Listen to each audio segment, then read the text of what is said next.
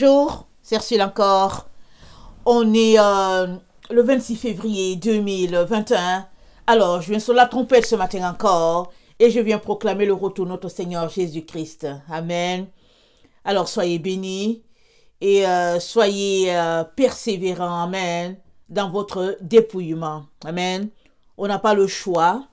Amen. On est appelé à se dépouiller si on veut se retrouver de l'autre côté, le monde de lumière. Amen. Alors, on ne réalise pas combien on est proche de cet événement-là, prophétisé par les apôtres, par notre Seigneur et tout ça. Alors, l'apôtre Paul a dit dans l'apôtre Pierre, pardon. L'apôtre Pierre a dit, j'ai souvent tendance à les confondre un peu à cause du P. Alors, l'apôtre Pierre a dit dans, je pense, 2 Pierre 3.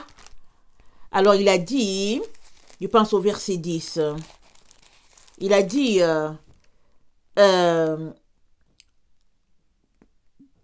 attendez,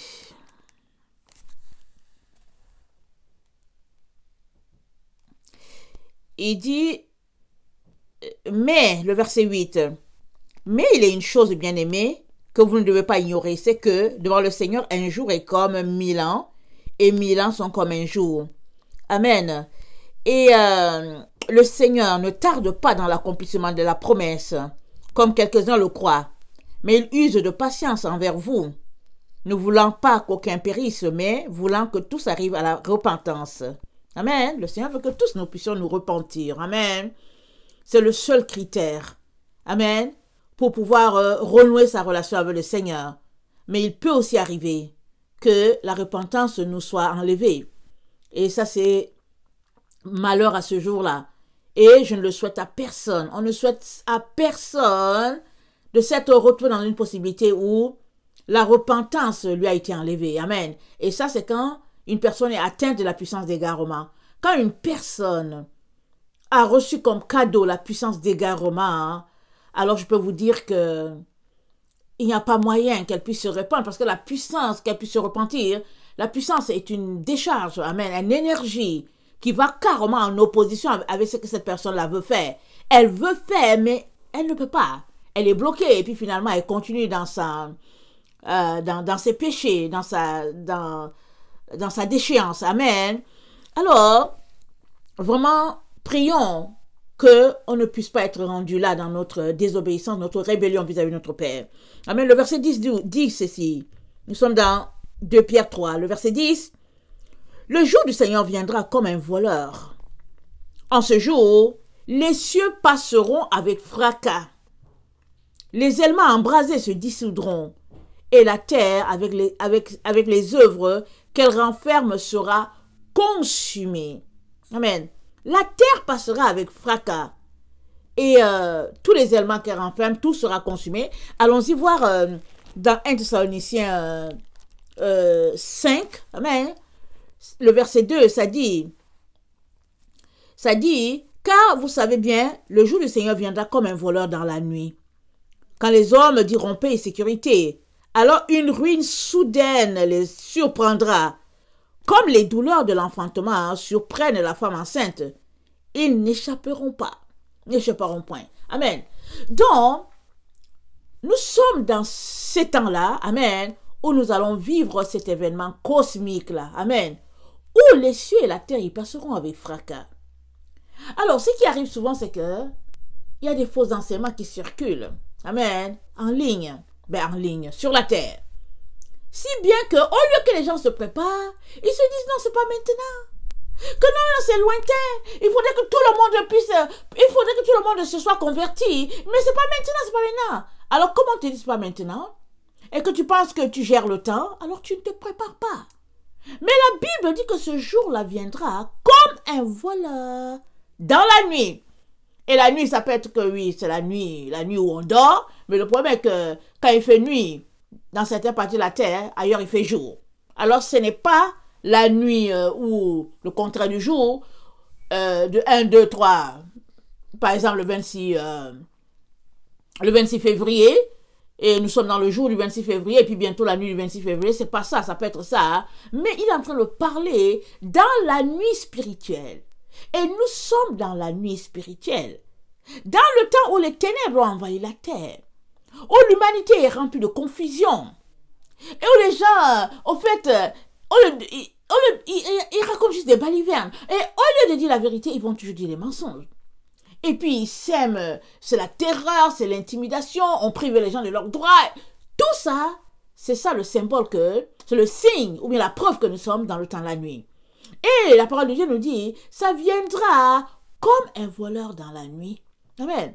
Les cieux et la terre passeront avec fracas. Amen. Et cet événement-là est étroitement lié à l'événement de l'Apocalypse 12, même si on ne le réalise pas. Amen. Comme on le sait, la Bible elle est liée. Tout est lié un à un.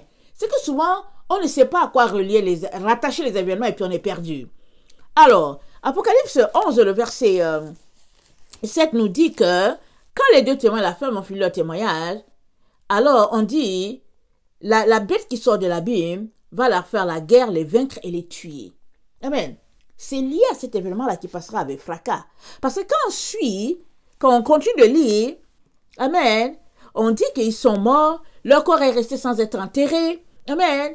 Et après, c'est dit que les habitants de la terre vont se réjouir. Pourquoi? Parce qu'ils se sont alignés derrière l'Antichrist. Amen. Puisque l'Antichrist, ça nous a dit qu'il va faire des miracles par de la magie, la sorcellerie. 2 Thessaloniciens 2. Amen. 2 Thessaloniciens 2, je vais lire rapidement pour vous rappeler, pour vous rafraîchir la mémoire. Alors, pour vous montrer l'endroit où c'est dit qu'il va faire beaucoup de miracles, de séduction, cette personne-là, dans le but de séduire le grand nombre et montrer que la puissance de Dieu est avec elle et que cette personne a vu au nom de Dieu. Amen. Le fils de perdition. Alors, c'est dit, le verset 9, c'est dit, l'apparition, 2 Thessaloniciens 2, le verset 9, l'apparition de cet impie se fera par la puissance de Satan, avec toutes sortes de miracles, de signes et de prodiges mensongers. Donc cette personne-là, elle va faire des miracles. Et les miracles, ça viendra d'où? Des prodiges mensongers. Donc cette personne, elle sera dotée d'un pouvoir surnaturel venant du diable. Amen. On sait que cette personne sera possédée par le diable. Et ceux qui n'ont pas marché dans la lumière, la vérité, vont suivre la personne parce qu'elles vont croire que c'est la personne qui a la vérité. Voilà pourquoi elles vont se réjouir quand les deux témoins de la fin vont mourir. Alors que les deux témoins de la fin, elles viennent au nom du Seigneur. Elles viennent, ou bien les deux témoins de la fin, ils viennent au nom du Seigneur. Amen.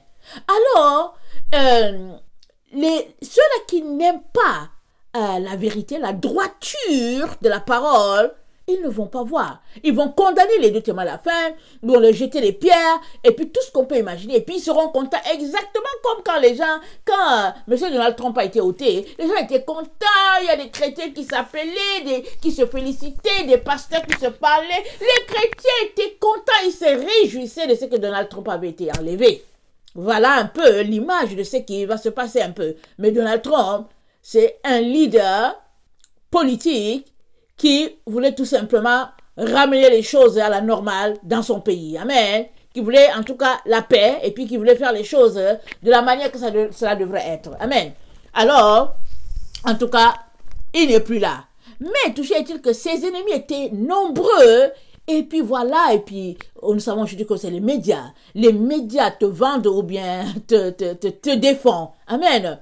Alors, si les médias sont pour toi, alors, alléluia, la vie est belle pour toi sur la planète Terre. Mais s'ils sont contre, alors c'est fini pour toi. Alors, les médias étant contre, alors ils ont raconté tout ce qu'ils voulaient raconter. Mais, dommage, beaucoup de chrétiens ont embarqué dedans, sans savoir la vérité. Sans savoir, est-ce que c'est que les gens disent, c'est vrai ou pas? Non, ils ont juste embarqué, ils étaient contents, ils se félicitaient, ils disaient, enfin, il est parti, et puis la paix sur la terre. Tu t'arrêtes, tu te dis, mais où est le lien entre Donald Trump et puis la paix sur la terre? Mais on comprend que, au fait, les médias ont fait un travail extraordinaire dans le mauvais sens pour pouvoir le salir, le ternir, et puis etc. Et Donald Trump, c'est juste le dernier exemple qui a été fait. Mais ça, c'est pareil dans le monde, c'est répandu. On sait ça, les gens des pays dits du tiers-monde ou des petits pays savent ce que c'est. Alors, celui-là qui est aimé, qui a une image positive, qui veut faire les choses bien pour le peuple, alors les médias, en tout cas, le peignent en noir, et puis etc., etc. On sait tout cela. Amen. Alors, ici, l'humanité, ou bien les êtres humains, amen, disons-le comme ça, ils seront contents parce qu'ils vont croire que le fils de la perdition, la petite corne, l'antichrist, ils vont penser que, ah non, vraiment, on aura la paix, on aura la paix. Maintenant, puisqu'ils seront contents, la Bible nous dit que ils seront aussi choqués après.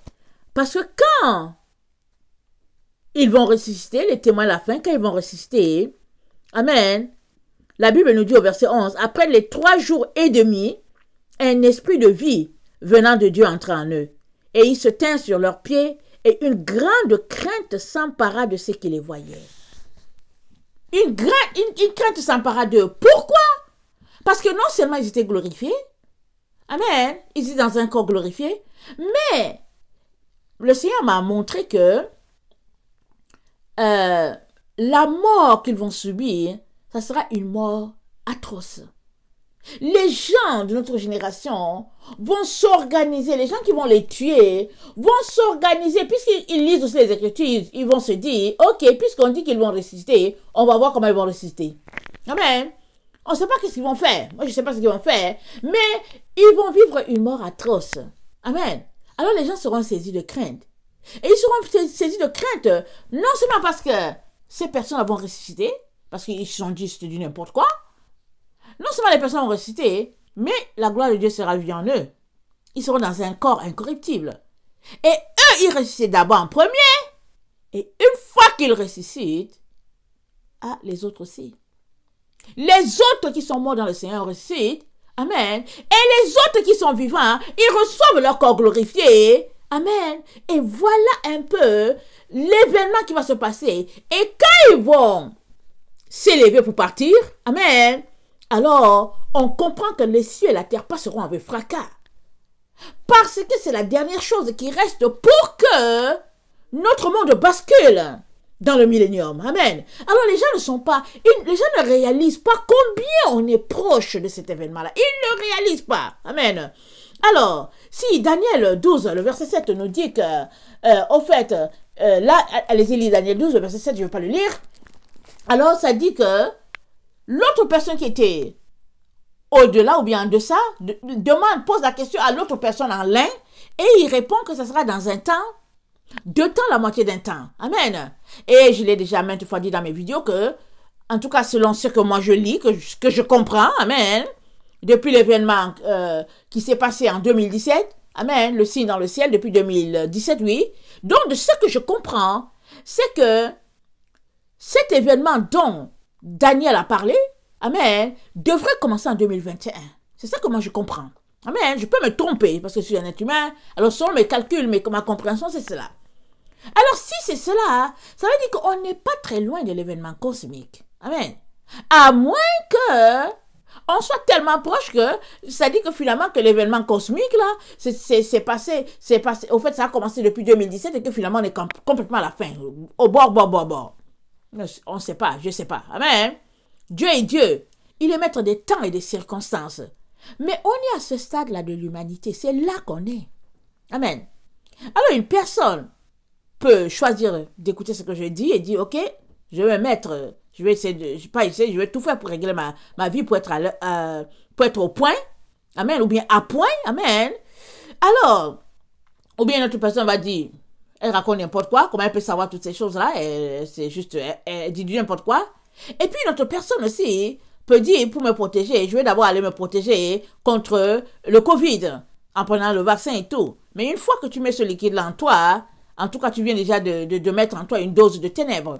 Tu viens de t'éliminer. Parce que tu viens de t'injecter les ténèbres. Et une fois que tu prends le vaccin, il faudra que tu prennes la puce. Alors tout est fait de telle sorte que de tout bord, tout côté, on est coincé. Tout bord, tout côté, on est coincé.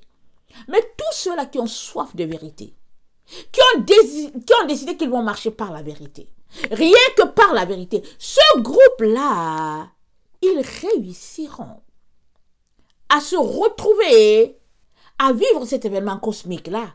Parce que non seulement refuseront-ils tout ce qui leur sont proposés, mais aussi ils prient sans cesse pour dire, Seigneur, viens à notre secours, aide-nous.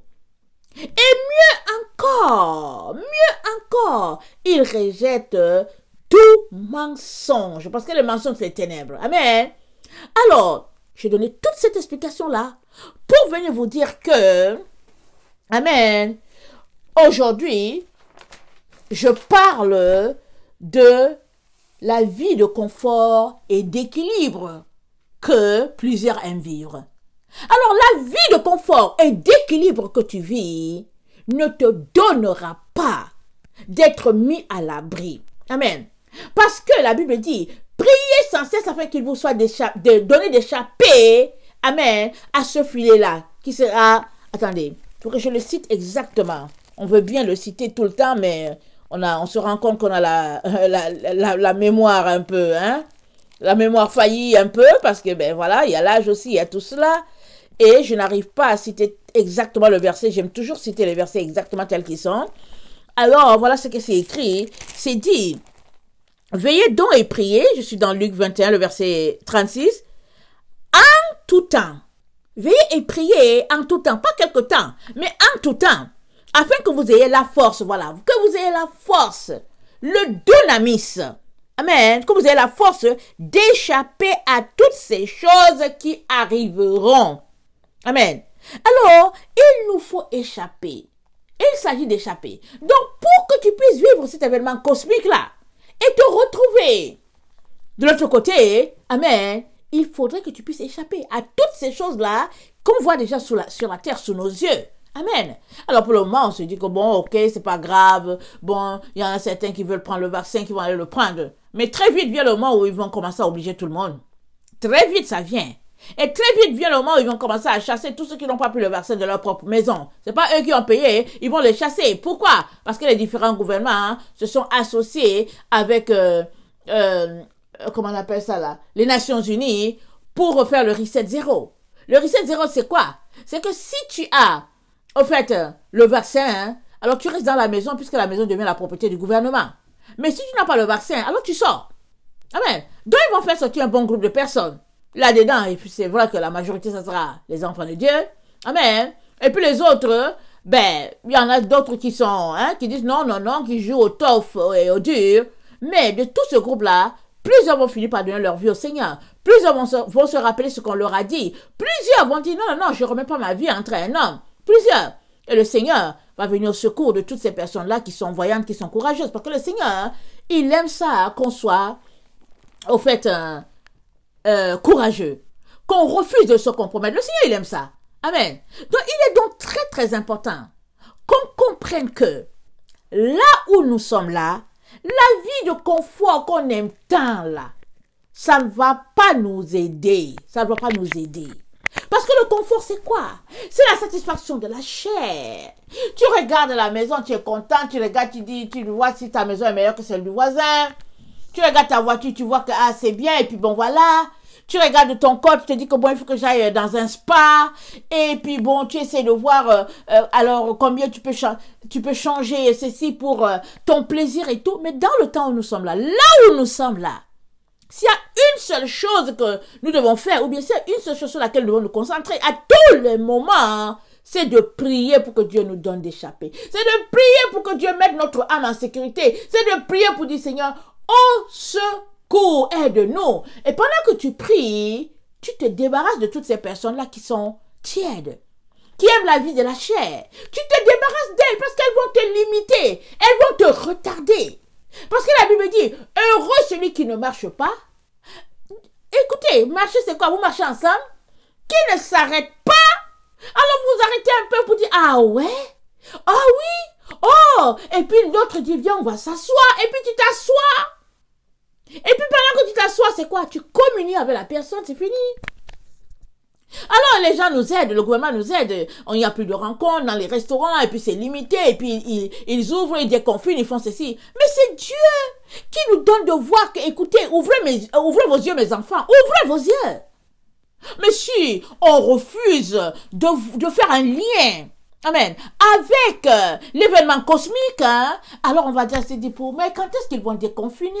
Mais quand est-ce qu'ils vont déconfiner? Je vais aller au Mexique, il paraît qu'au Mexique il fait bon vivre, mais quand est-ce qu'ils vont déconfiner? Je vais aller en Afrique du Sud parce que, et puis, mais on est dans le temps à la fin. On est dans le temps à la fin. Amen. Mais la bonne chose, la bonne nouvelle pour toi, je vais te la donner, c'est laquelle? C'est le fait que c'est des personnes comme moi, là, sans valeur, là, qui annoncent cela. Amen. C'est pour cela que Dieu choisit des personnes sans valeur pour annoncer qu'il arrive. Les serviteurs de la dernière heure, là, les femmes dans la cuisine, les casseroles, les enfants, les gens qui sont, les drogués qui ouvrent leurs yeux, les gens qui ont les tatous partout, ils viennent, ils disent que Jésus arrive. Dieu choisit des personnes no name. Aucun nom sur la terre. Quand ils sont, on ne les connaît même pas. Ils parlent bizarrement. Ils n'ont même pas la bonne manière de parler, d'amener un sujet pour que tu puisses les respecter. Ils sont vraiment avec toutes sortes de maladies, de déformations, tout ce qu'on peut imaginer. Ils viennent dire aux gens que Jésus arrive. Comment les croire? Comment s'humilier jusqu'à eux? Comment se rabaisser jusqu'à écouter cette bande de personnes-là? Surtout qu'on est le boss d'une société et que bon, on a un bon poste au gouvernement et puis bon, après tout, et puis etc. C'est pourquoi ceux-là qui vont écouter des messages comme les miens, amen, c'est aussi des personnes qui n'ont pas au fait de valeur. Ou bien si elles ont jeté tout cela pour le Seigneur. Elles, ces personnes-là, elles échapperont. Mais les autres qui ont un certain bien-être, une certaine aisance, qui gardent un peu leur argent à côté pour voir qu'est-ce qui va se passer, ils ont un œil fermé, un œil ouvert, vous resterez là, sur cette terre-ci. Amen. Et plaise à Dieu que vous puissiez vous en sortir. Parce que le Seigneur dit, parce qu'ils n'ont pas aimé la vérité qui les aurait sauvés. Mais pourquoi n'ont-ils pas aimé la vérité? Ils ont préféré la crainte des hommes. Ils ont aimé les honneurs des hommes. Alors le Seigneur Jésus dit, vous n'êtes pas digne de moi. Jésus dit cela. Il dit, celui qui me réunira devant les hommes, je le réunirai devant mon Père. Je le réunirai, c'est ce que Jésus a dit.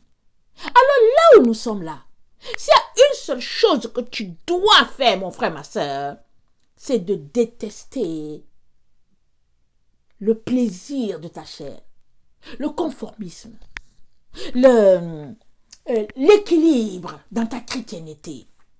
Alors, ouais, ils sont là, les chrétiens équilibrés, et puis bon, quand ils viennent quelque part, ils veulent servir à tout prix, ils essaient de rencontrer les autorités, oui. Moi, quand j'étais dans mon église là-bas, je servais, alors quel poste vous allez me donner, parce que s'il n'y a pas de poste, je ne reste pas, et puis etc.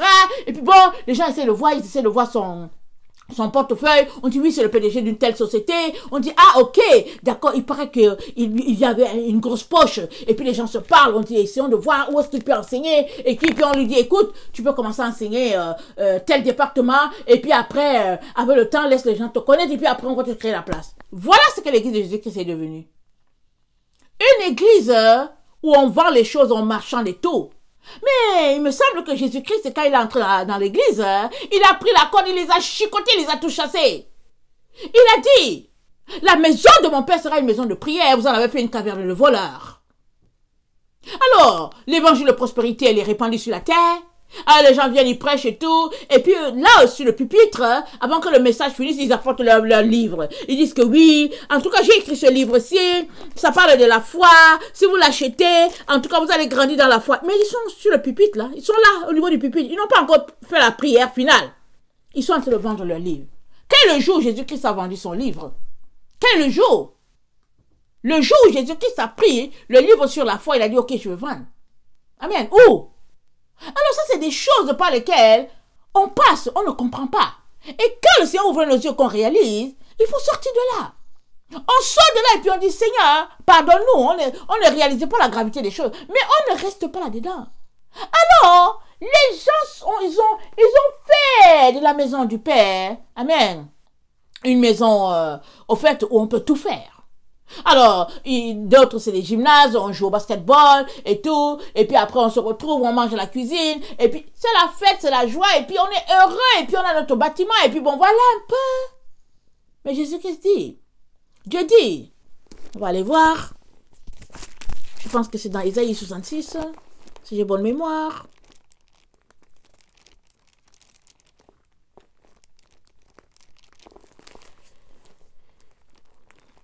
Ainsi parle l'Éternel, Isaïe 66. Le ciel est mon trône et la terre mon marchepied. Quelle maison pourrez-vous me bâtir et quel lieu me donnerez-vous pour demeure? Toute Toutes ces choses, ma main les a faites, et toutes ont reçu l'existence, dit l'Éternel. Voici sur qui je porterai mes regards, sur celui qui souffre et qui a l'esprit abattu, sur celui qui craint ma parole, celui qui immole un bœuf, et comme celui qui tuerait un homme. Amen, je vais m'arrêter là. Il dit, voici sur qui je porterai mes regards, sur celui qui souffre et qui a l'esprit abattu, sur celui qui craint ma parole. Amen. Alors, le Seigneur ne cesse de parler. Et nous aussi, nous ne cessons de trouver l'équilibre. Amen. Qui va nous conforter. Alors, on essaie d'entendre ce que Dieu a dit et on contourne, on se dit, ok, d'accord, puisque c'est ça que Dieu dit, essayons de trouver ça et puis on trouve un équilibre. Le Seigneur ne veut pas des chrétiens équilibristes. C'est pas ça qu'il cherche. Il ne cherche pas. Il n'est pas en train de nous mettre sur une balance pour voir si la balance, si c'est bien. Tu es là à gauche et puis on essaie de mettre, au fait, ton taux d'argent, pas ton taux d'argent, le nombre d'argent que tu as. Et puis on essaie d'équilibrer pour dire, ok, d'accord, au fait, tu donnes ta dîme. Tu donnes, au fait, tu donnes ton offrande, tu fais les services à l'église, tu laves bien le sol, et puis bon, voilà, tu t'habilles aussi bien, et puis bon, quand tu prêches, si tu es une personne qui prêche, ok, c'est équilibré, alors on dit oui, tu passes. Non, c'est pas ça chez le Seigneur. Il nous a déjà tout dit dans sa parole. Il nous a dit, il n'y a pas un autre message que ce que lui, il a apporté. Il n'y en a pas un autre. Et le message de Jésus-Christ, c'est un message strict sur la vérité. Et c'est la vérité qui va nous affranchir. Mais pourquoi le message de Jésus-Christ, c'est la vérité? C'est parce que c'est lui qui a établi cette vérité. Parce que Dieu a créé toutes choses. Alors celui qui a créé toutes choses dit, voilà comment vous devez vous comporter. Et on a fait de la vérité une vérité relative. Chacun a sa vérité, tu as la tienne, moi j'ai la mienne. Alors finalement, on trouve la vérité qui va nous arranger et on dit, bon voilà. Voilà ici, voilà c'est comme ça qu'on doit être. Et puis on réécrit les choses et puis on fait, j'en ai déjà parlé. Mais au fait, là où le Seigneur me donne d'insister aujourd'hui, c'est le fait qu'on est proche de cet événement cosmique-là. Très, très proche. Très, très proche. Mais on ne le réalise pas. Alors, comme on ne le réalise pas, on continue de mener notre vie comme on le veut. Et puis, on ridiculise les personnes qui annoncent des messages comme le mien. Et on espère, on compte que le Seigneur va nous voir, on se dit non, moi il y a certaines personnes qui m'ont dit, ici quand je me regarde, je ne vois pas que je fais de mal à qui que ce soit. Quand je me regarde, je ne vois pas de péché dans ma vie. Alors, je ne vois pas pourquoi je vais changer quelque chose, parce que quand je me regarde, je trouve que je suis correct. D'accord? Quand tu te regardes, par rapport à toi-même, tu es correct. Par rapport à ta société, tu es correct. Mais est-ce que c'est par rapport à toi que tu dois te regarder? Tu dois te regarder dans le miroir. Et le miroir, c'est la Bible. La Bible, c'est le miroir. Il n'y a pas un autre endroit où tu dois te regarder. Alors, quand tu te regardes par rapport à la Bible, là, et que tu trouves que là-bas, ça va, alors tu peux dire, ok. Mais quand tu te regardes, que tout de suite, tu dis, oh non, je préfère la fermer, il y a un problème. Et puis la seule chose que tu peux justifier, tu peux dire que oui, la Bible, en fait, ça a été écrit par les Juifs, et puis bon, dans le temps des Juifs, là, en fait, les hommes, ils portent des robes, et puis tu peux trouver toutes sortes d'excuses, comme les gens disent. Tu peux tout faire en trouvant les excuses. Mais Dieu a dit quoi? Que l'humanité sera bénie à travers Abraham. Et Abraham, en tout cas, il vient d'Israël. Alors, regardons un peu. Regardons un peu le temps dans lequel nous sommes. C'est un temps où les ténèbres, la lumière est en train de se séparer des ténèbres. Amen. Ça, c'est la leçon que j'ai préparée. La lumière est en train de se séparer des ténèbres. Alors, regardons un peu dans Genèse 1. Amen. Quand le Seigneur m'a révélé ça aujourd'hui, je me suis dit, hein, c'est spécial. Dans Genèse 1, c'est dit, au commencement, Dieu créa les cieux et la terre. La terre était informe et vide. Et il y avait les ténèbres à la surface de l'abîme. Et l'Esprit de Dieu se mouvait au-dessus des eaux. Et Dieu dit que la lumière soit. Et la lumière fit. Et la lumière fut. Et Dieu vit que la lumière était bonne. Et Dieu sépara la lumière d'avec les ténèbres. Dieu appela la lumière jour. Il appela les ténèbres nuit. Ainsi lui un soir, lui un matin, ce fut le premier jour. Et nous savons tous que quand il a fini de créer jusqu'au 6e jour, où il a créé Adam et Ève, il les a mis dans le jardin d'Éden. Combien de jours sont-ils restés là-bas? Moi, je ne sais pas. Peut-être que toi, tu sais, je ne sais pas. Mais toujours est-il que Satan est venu les corrompre. Amen. Et il a ramené la balle au centre. Il a ramené la balle au centre dans ce sens que il les a amenés à douter de Dieu. Il a amené encore les ténèbres sur la terre. Alors, ils ont été chassés du beau jardin. Ils sont retrouvés à vivre de manière très pénible. Et nous connaissons la suite, amen. Et c'est venu jusqu'à nous. Et nous sommes dans le temps où Dieu dit, il va créer de nouveaux cieux et une nouvelle terre. Et dans ces nouveaux cieux et une nouvelle terre, il dit, il n'y aura rien de souillé ni d'infect. Amen. Et dans ces nouveaux cieux et cette nouvelle terre, amen, il va appeler la Nouvelle Jérusalem. Amen. Ces enfants vont habiter là-bas. Mais pour que ces enfants se retrouvent à habiter là-bas, il faut qu'ils démontrent de leur vivant sur la terre, là où nous sommes, il faut qu'ils démontrent qu'ils sont dignes, amen, d'habiter de l'autre côté. Et comment? En choisissant la lumière. C'est ça que Dieu dit. Alors il te dit, choisis la lumière. Et choisis ça comment? Il dit, renonce aux œuvres de la chair. Débarrasse-toi de tout ce que ton cœur, ton corps aime. Il dit, habite-toi, ça dit que habille-toi et sois habité de la pensée de la lumière. Alors, dans ta pensée déjà, il te dit, sépare la lumière d'avec les ténèbres. Parce que tes actions sont en fonction de ta pensée. Ce que tu penses, amen, c'est ça que tu vas faire. Alors, il te dit que dans ta pensée là, organise-toi pour te dépouiller de tout ce qui est ténèbres et reviens la lumière. Et en faisant cette séparation-là, tu seras un être de lumière, amen. Et vient le moment où ton corps qui a déjà vécu dans l'incorruptibilité, amen, par tes propres choix, ce corps-là sera transformé en un corps incorruptible. C'est ça qu'il est en train de te dire. Je ne sais pas si tu me saisis. Alors ton corps sera transformé en un être incorruptible quand à chaque fois dans tes pensées, tu refuses de mélanger ténèbres et lumière. Tu fais le choix de la vérité.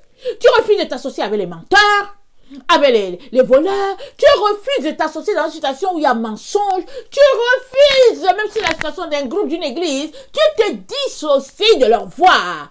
Pendant que tu fais cela, amen, tu es en train de séparer ton corps, amen, qui est corruptible, amen, tu es en train de le séparer, tu es en train de le laisser dans ce monde souillé-là, parce que tu seras transformé. C'est ça qu'il est en train de nous dire. Mais est-ce que tu comprends cela? Et puis si tu le comprends, mais qu'est-ce que tu fais de manière pratico-pratique pour que tu puisses être retrouvé dans cet événement cosmique-là, qui arrivera avec fracas, pour que tu te sois retrouvé de l'autre côté? Alors j'ai souvent dit, nos expériences sont différentes, ok? Il y a des gens qui ont vécu l'enlèvement et ils se voyaient partir. Amen. Alors, c'est l'expérience de chacun. Et les autres ont vécu, ils disent, bon, alors on partait. Ça, c'est l'expérience de chacun.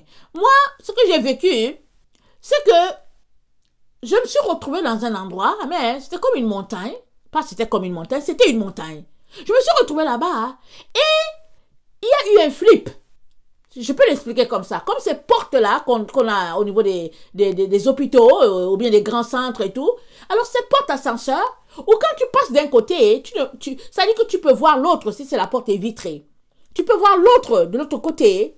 Mais quand le nombre de personnes qui veulent entrer est atteint et que la roue tourne, amen, l'autre, il passe d'un bord et puis toi, tu passes de l'autre et puis vous ne vous rencontrez pas. Amen, vous ne vous rencontrez pas. Alors moi, c'est ça que moi j'ai vécu. J'ai vu qu'il y a eu un flip. Amen. Et puis notre monde est passé de l'autre côté. Hey, j'ai trouvé ça curieux. J'ai dit, waouh. J'ai trouvé ça extraordinaire. Amen. Je n'ai rien senti. Mais ça ne veut pas dire que dans la vraie vie, je ne sens rien. Amen. Ça ne veut pas dire que dans la vraie vie, je ne suis pas persécuté. Chacun a son type de persécution. Il y a la persécution où on va te prendre, on va t'envoyer à la police. On va te prendre, on va t'envoyer en prison. Il y a aussi la persécution que tu vis dans ton quotidien. Il y a la persécution où tu es là et puis j'entre pas dans les détails. Alors chacun a son type de persécution. Alors le Seigneur dit, vous avez vaincu le monde. Soyez persévérants dans ce que vous vivez afin de gagner la couronne qui est de l'autre côté. Amen. Alors, nous sommes au bord de cet événement cosmique-là. Et ici, le Seigneur, Dieu a séparé la lumière d'avec les ténèbres. Amen. Et il y a un soir et lui un matin. Cet événement va encore se produire. Lui encore va donner l'ordre pour que cela puisse se produire. Mais tu es participant. Pierre dit, nous sommes participants de la nature divine. Alors tu es participant cette fois-ci de ce qui va arriver. En ce sens que toi-même tu vas faire le choix. Soit de la lumière, soit des ténèbres. Soit du mensonge, soit de la vérité.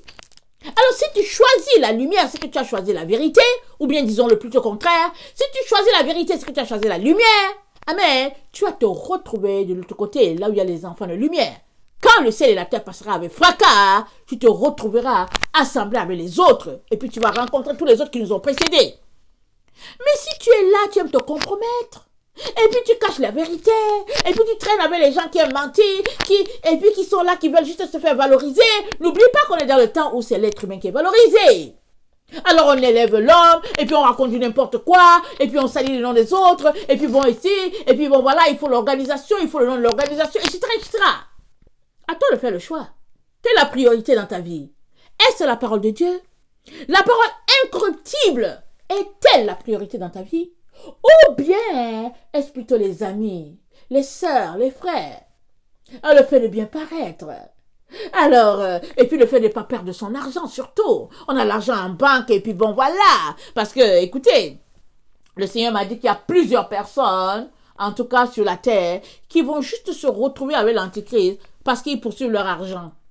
Ils ne veulent pas perdre leur argent, hein, mais ils se disent que oui, Dieu va comprendre.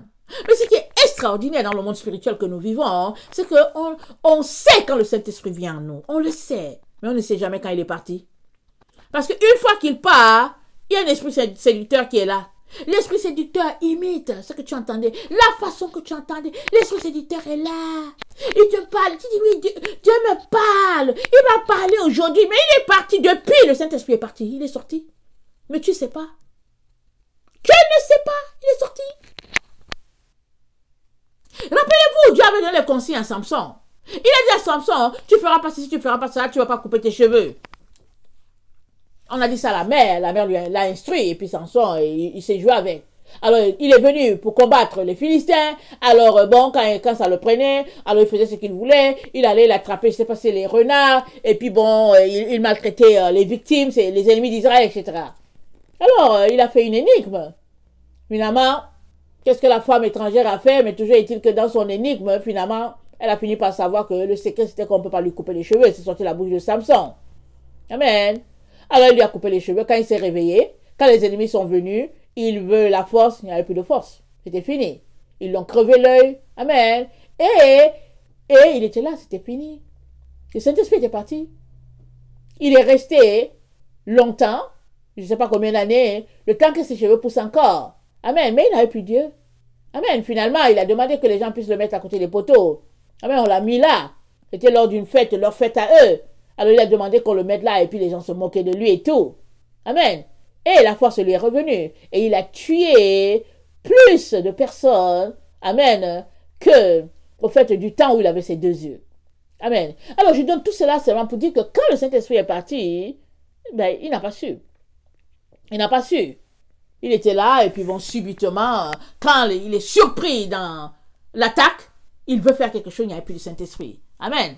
Mais c'était pas, il n'avait pas perdu totalement dans le sens que quand ses cheveux encore repoussés, c'est revenu. Mais prenons l'exemple du roi Saül. Le roi Saül, on sait que Israël voulait un roi. Alors, il a été oint. Alors, Israël était content, le roi était beau, il était grand, etc. Ils étaient beaux quand ils voyaient leur roi, ils étaient contents qu'ils avaient un roi, comme toutes les nations. Mais Saül, il a blessé le Seigneur. Il a été rebelle. Il n'a pas obéi. Il a été arrogant. Amen. Et il a perdu le Saint-Esprit. À la place, est-ce qu'il a reçu? Un esprit de folie. Et il a fallu celui qui avait l'esprit, le Saint-Esprit, pour le calmer. Et puis le roi Saül, c'est un esprit de folie. Amen. Et dans notre temps où nous sommes, le Seigneur parle d'un esprit d'égarement. Et c'est quoi? C'est un esprit de mensonge.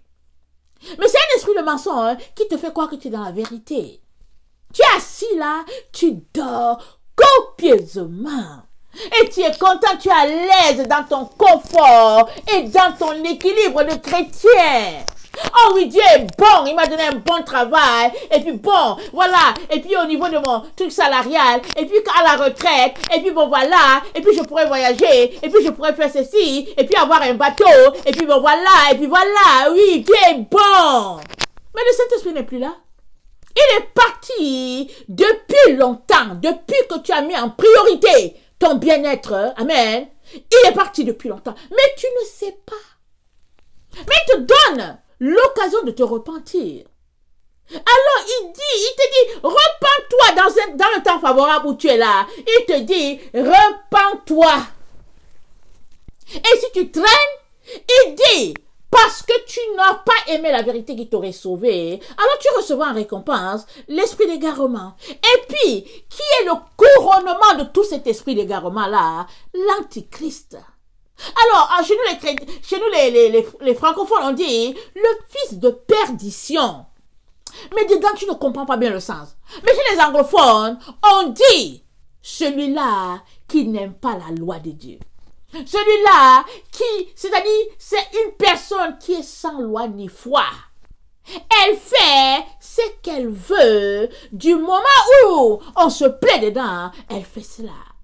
Mais quand on lit les écrits, on comprend que cette personne a été d'abord enfant de Dieu. Et elle a perdu sa place.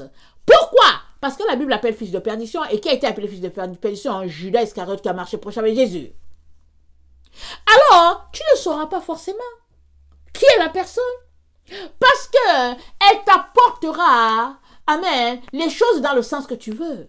Ça va aller dans ton sens. Alors tu es dedans. Dans ta séduction, dans ton profond sommeil spirituel, tu es là-dedans. Alors tu regardes les choses, tu es content, tu es là dans le matériel, et puis bon, ce qui te fait, c'est que tu es dans le matériel. Dans le temps où nous sommes là, où on dit à chacun de se préparer, si toi tu as encore là les yeux rivés sur le matériel, il y a un problème, tu n'as alors rien compris. Alors tu n'as rien compris, du tout. Mais pourquoi tu n'as rien compris? C'est parce que tu t'assois, tu te dis, et si elle exagérait? Et si les gens, ils exagéraient un peu? Ou bien, tu vas t'asseoir pour dire, mais c'est dit qu'on ne connaît ni jour ni l'heure. Ils vont s'asseoir pour dire, mais de quoi ils parlent? C'est dit que ce sera par surprise. Ok, c'est pas surprise, mais est-ce que tu es prêt? Est-ce que tu t'apprêtes? Puisque c'est par surprise, est-ce que tu t'apprêtes? N'es-tu pas dans le matériel? N'es-tu pas dans les choses de ce monde-là? Alors qu'est-ce que tu veux?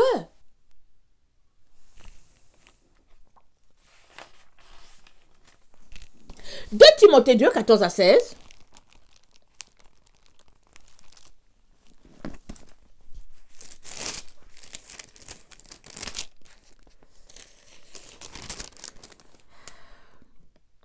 Rappelle ces choses en conjurant devant Dieu qu'on évite les disputes et les mots qui ne servent qu'à la ruine de ceux qui écoutent. Efforce-toi de te présenter devant Dieu comme un homme éprouvé, un ouvrier qui n'a point à rougir, qui dispense droitement la parole de la vérité. Évite les discours vains, profanes, car ceux qui les tiennent avanceront toujours dans l'impiété et leur parole rongera comme la gangrène. Jacques 1, le verset 18.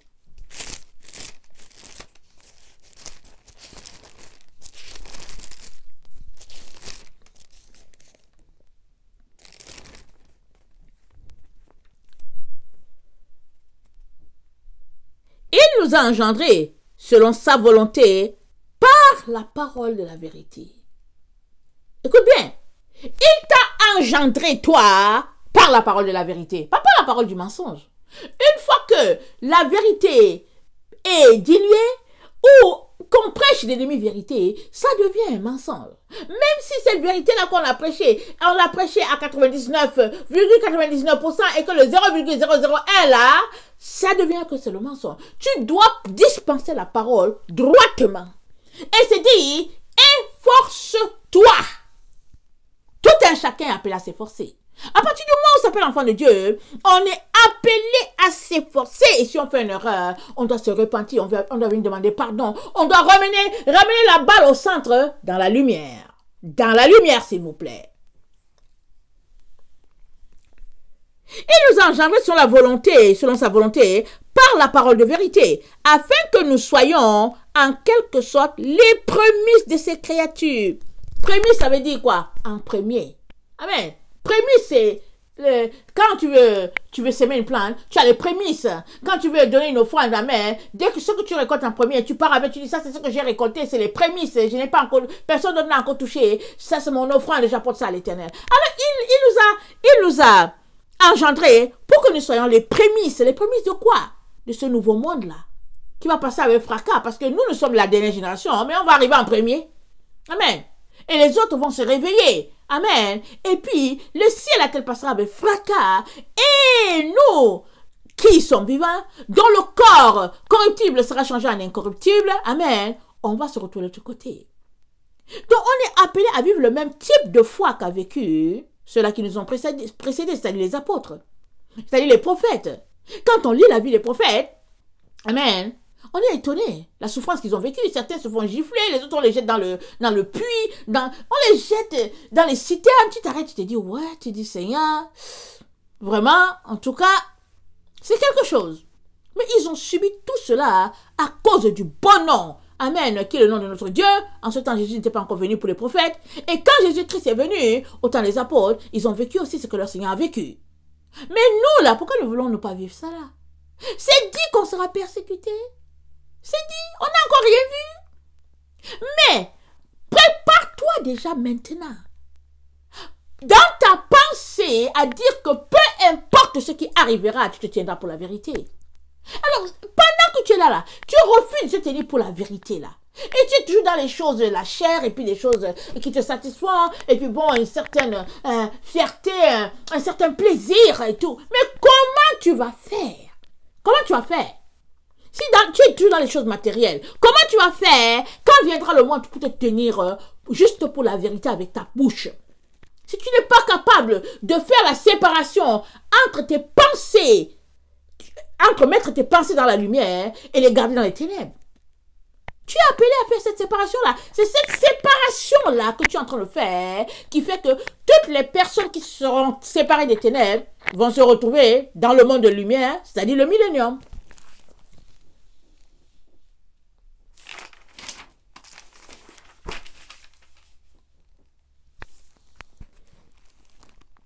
Ézéchiel 20, 38 à 40.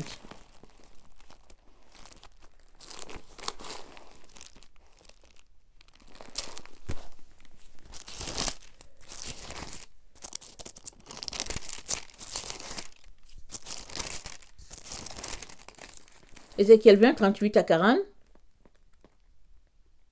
Je séparerai de vous les rebelles et ceux qui me sont infidèles.